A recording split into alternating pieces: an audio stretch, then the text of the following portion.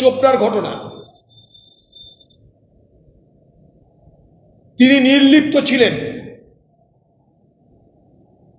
সারা দেশ জুড়ে যখন প্রবল প্রতিবাদ, প্রবল নিন্দার ঝড় উঠেছে, সেই নিন্দার ঝড়ে তার মনে হয়েছে এবার একটু মুখটা খুলে বাজারে যেমন শোকেসে রকমারি পণ্য বিক্রি হয়, তেমনি করে শোকজ করে তার দলের রকমারি পণ্যকে তিনি বাজারে বেচবেন। ধামাচাপা দেওয়ার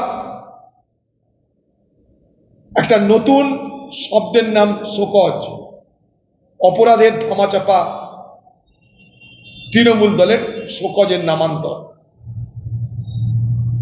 তাই ইসলামপুর থেকে বহরমপুর, দীঘা থেকে দার্জিলিং, এ বাংলা জুড়ে অপরাধ, নৃশংসতা, নিষ্ঠুরতার তালিকা দীর্ঘ থেকে দীর্ঘতর হচ্ছে।